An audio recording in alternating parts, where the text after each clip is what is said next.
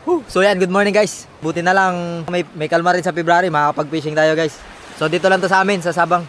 So singit-singit lang to. So thank you Lord dahil nakapag-fishing pa rin kami kahit paano. Ultralight dala natin guys, pero 12 grams ang gagamitin natin. So shoutout kay Master Marion Sabado ba yun? Nakalimutan ko yung pangalan ni Master Sabado, yan. Kay Master Mark Daber at Mark Kiron, yan. Life pack nyo to guys, yung ocean pack na nilalagyan ng isda.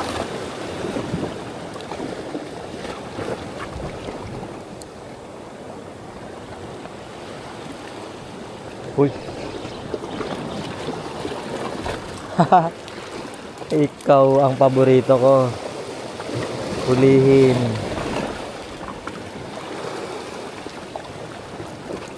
May isda.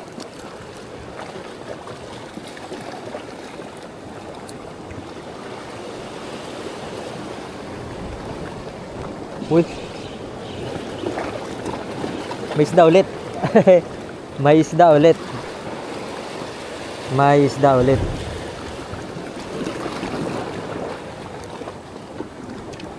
Pan-testing to guys, kung paano mang testing ng spot kung may isda.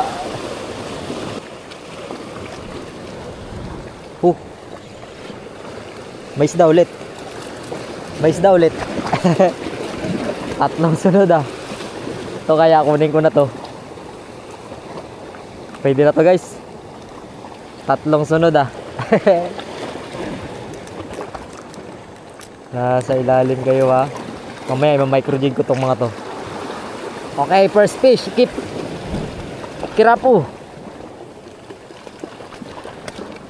Yan kasing yung itim na yan guys, yung ano, hindi na yan naglaki. Kunin na natin yan.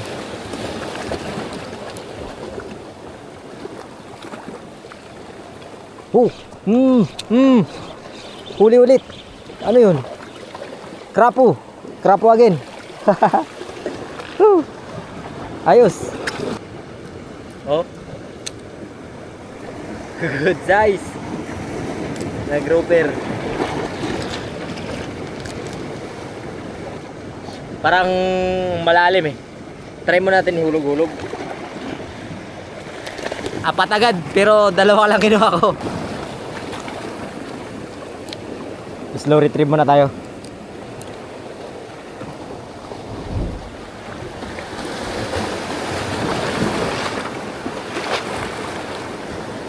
Uy. Strike mas. Strike mas bro. Strike mas bro. Aba malalaki na yung grouper guys. Aba malalaki ang grouper ngayon ah. Malalaki ang grouper ngayon.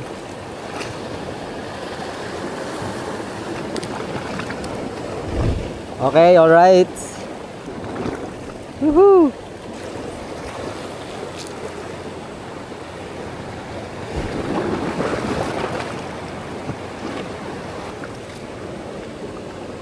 Oh, huli. Huli. Krapo guys. Pero in fairness ha, ang tagal ko kasi hindi nabalikan to. Yung krapo malalaki guys.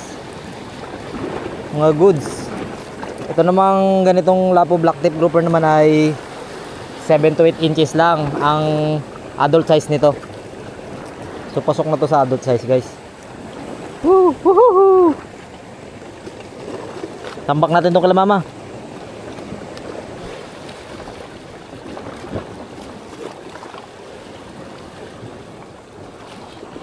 Fish on. Fish on na guys.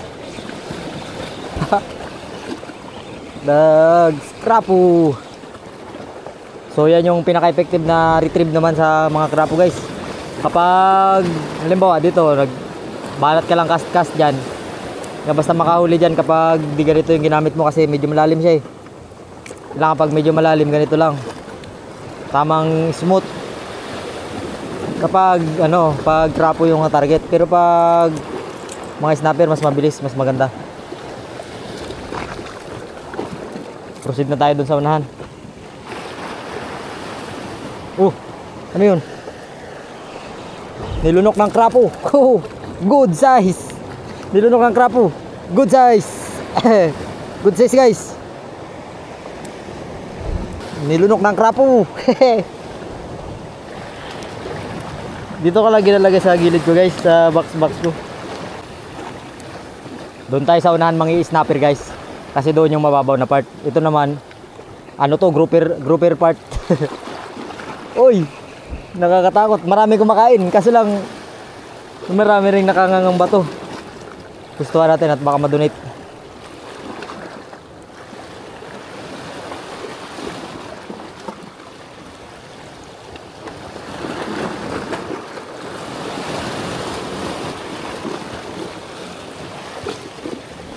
Langanin ako, langanin. Langanin ako dyan. Dito na lang.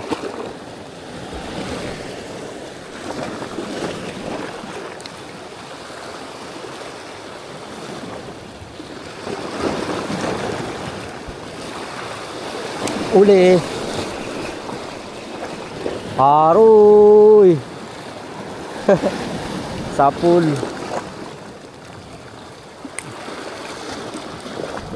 Tatapang talaga tong mga krapo guys.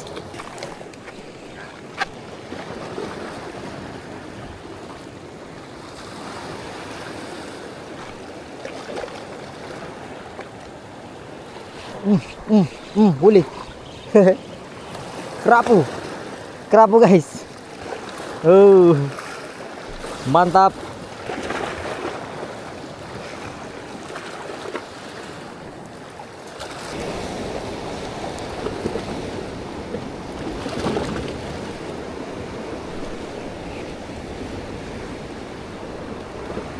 Ayan, hindi siya tamaan. Hindi siya tamaan guys. Ayan siya, sige kakagat.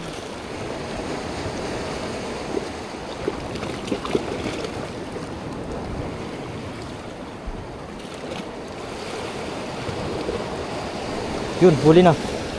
Haha. Tinamaan siya. Ay, good size. Krapo. Huwag kang malikot.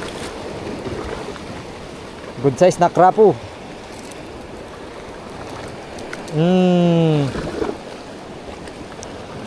Pasok sa lalagyan ng ating box. So, yan o, sa gilid. Ginawa ko ng ano, fishing bag. Toro ni Master Mark. Fishing bag daw, para ka lang. Tapos yan, lalagyan mo yan ng ano guys, lalagyan mo yan ng mga kulapo-kulapo, dahon, yung mga seaweeds ba. Fresh yan. Turo rin yan sa akin ng ating mga kaibigan, si Boss RP yan. Lagyan ng, kung walang ice, lagyan ng seaweed. Magiging fresh yan sila, tsaka hindi sila mamamatay agad.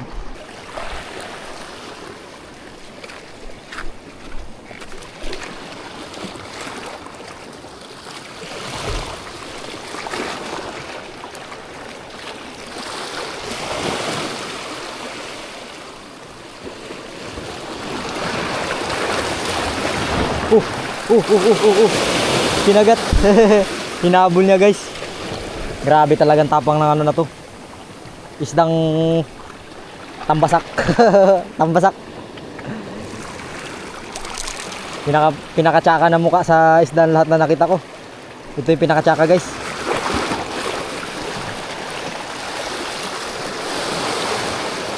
Pero nakakain to guys.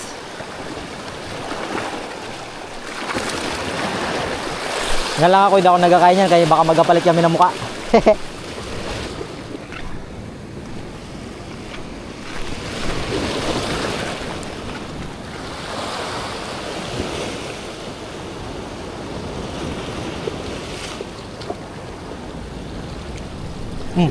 Huli.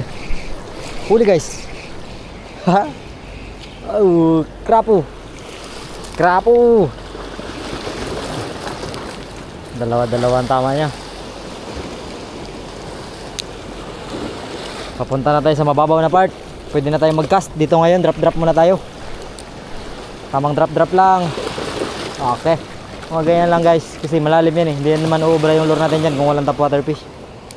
So kailangan alam nyo yung tamang retrieve, paano mapapakagatin ng isda. May isda pero kapag di mo ginamitan ng kuan, hindi magkagat. Mga ganitong technique. Huli guys. Krapo. Oh, good size na to.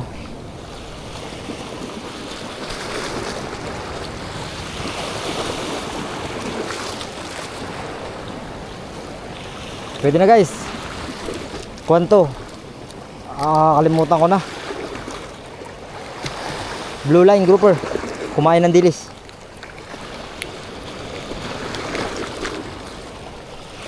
Blue line grouper.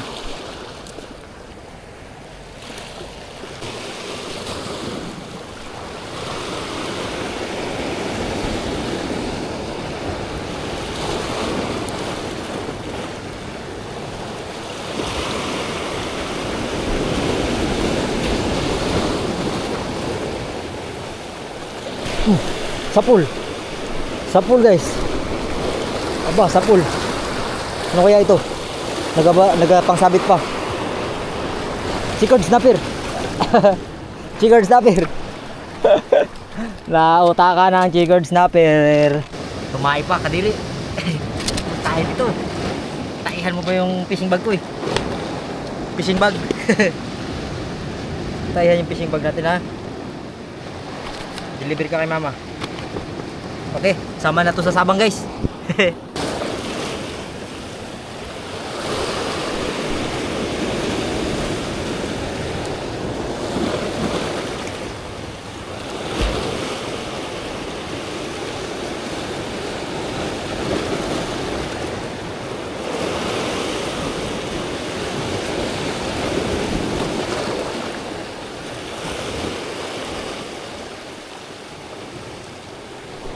Malaki.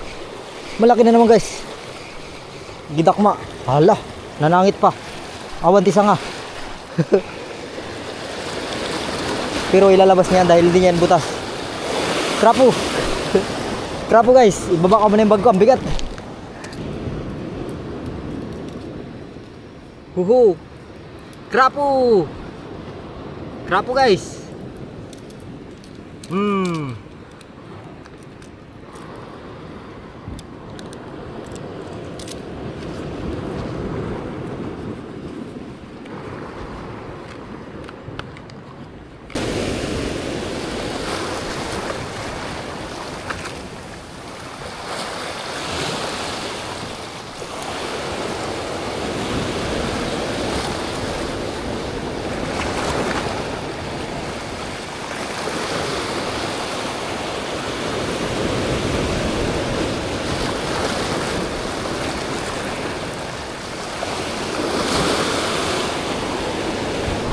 Huli. Huli ka. Kaya ito. Snapper siguro. Uy, krapo. Krapo lang pala. Liit pa.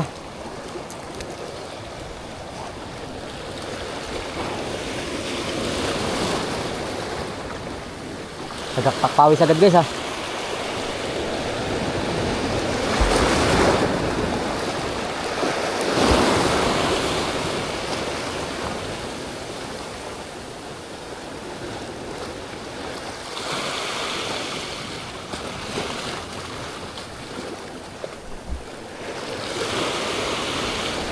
Huli. Huli guys. Dami dito.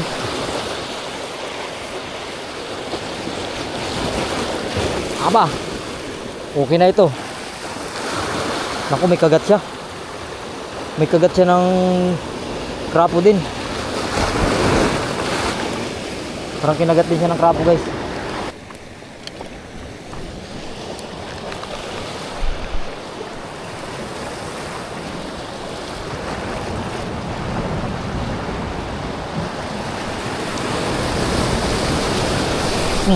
Fish on. What? Crap ulit. Crap ulit.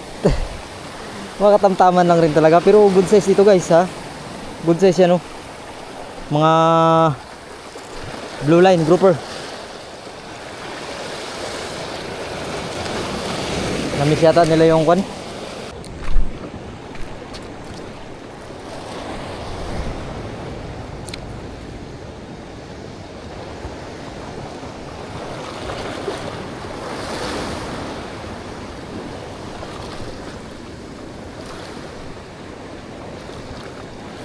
Huli. Hookset yun. Nahookset yun. Nahookset yun. Ay, alanganin. Diyan ka muna. Huwag ka magsumbong ha.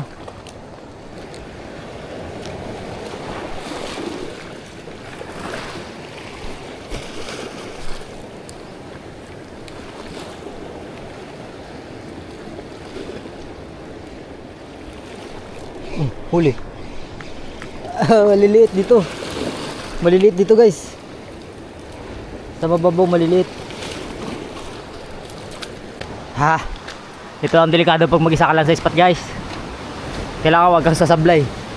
Pag sumablay ka dito bulok ka na bago ka makukuha. Dahil nag-iisa lang tayo. Ingat-ingat lang.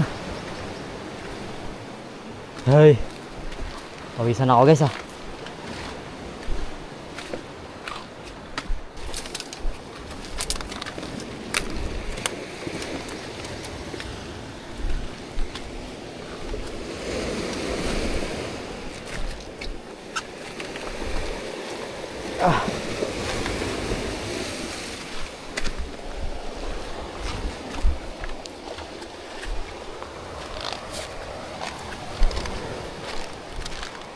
Ang avalanche to.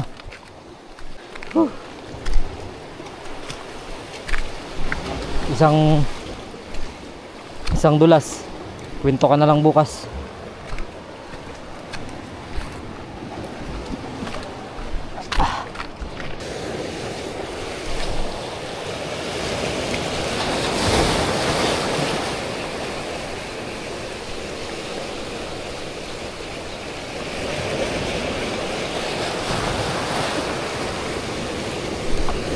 Fish on. Snapper. Diyan yan sila nagtatago guys sa ano guys. Diyan yan sila nagtatago sa may kwan. Sa may mga ganyang alon. Kung saan yung malakas-lakas, diyan yan sila. Pero maaaring madunit yung pahay natin dyan. Kaya uurong ako. Uurong ako sa unahan.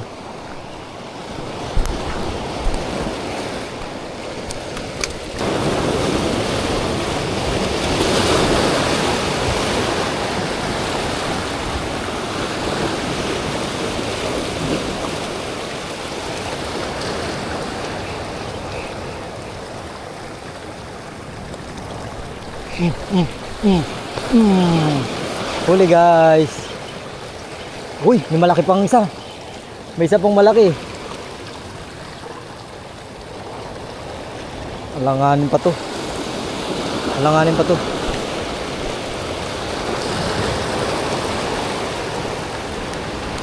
Hulihin ko yung isa, yung malaki na sumusunod guys. So micro jig naman guys. Yan, Master LA, micro jig. Daming isda oh. Daming isda, palata.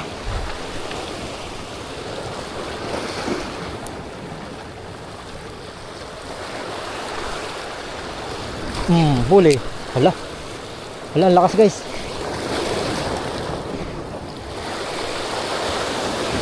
Ang problema may pakanto yung spot. May pakanto yung spot. Kailangan mahugot natin yan. Oh, nahugot. Maya maya. Maya maya. Dapak. Nakadapak guys.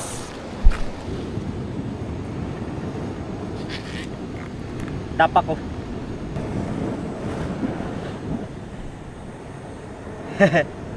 Dapak sa micro jig.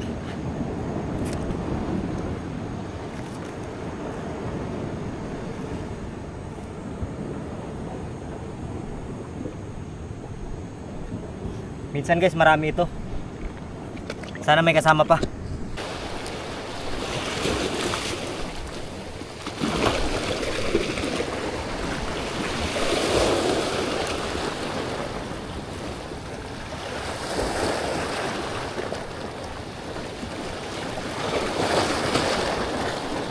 Huli ulit.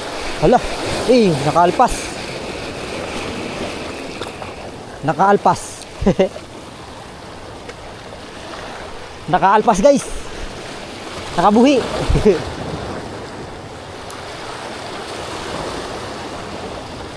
Huli ulit. Ito na sila siguro. Baka marami ngayon. Baka marami ngayong dapak dyan. Oh, ibang klase man to. Ibang klase man to guys. Akala ko dapak pa rin. Yan.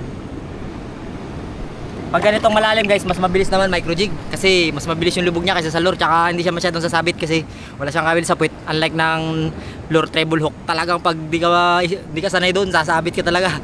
Uubusin yung lure mo. So sinirte tayo kanina, nakabalik yung lure natin. Try pa tayo ulit.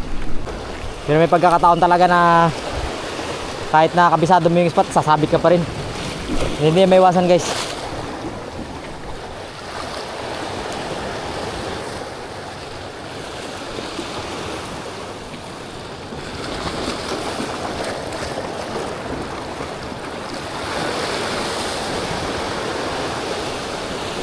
Huli.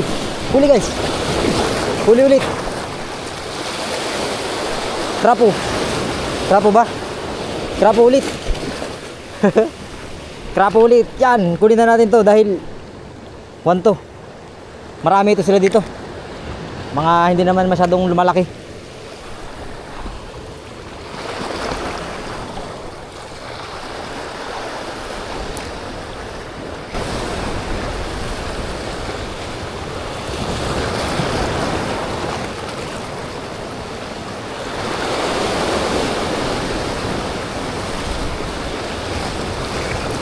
Hala.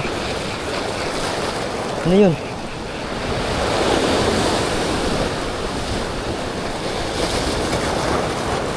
Tangigit guys oh. Nakagat siguro ng pakul. Yay.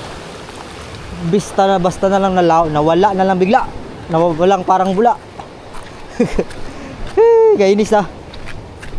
Nawala parang bula. So yan lahat ng huli natin guys oh. Pero maghagis-hagis pa ako guys. Pahinga lang ako saglit. Mainit eh. 1, 2, 3, 4, 5, 6, 7, 8, 9, 10, 14 yung naikip natin. Ayun, 15 pa pala. 15. Ah, yun pa, 16. Doon na sa unahan yung iba. Harang ako nga dito, baka makadaan. So pauwi na tayo guys, nandiyan na si Master Kokoy. Ha? Init ba? Super init.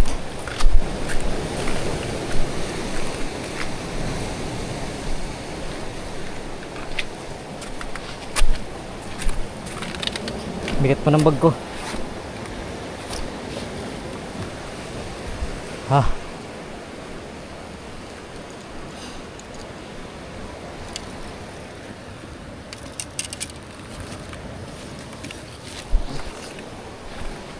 Uwi na. So kita-kits sa next episode guys. Ang init. Nandiyan na si Master Kokoy. Sa mga isda natin. Ay ko na lang sa harapan ko.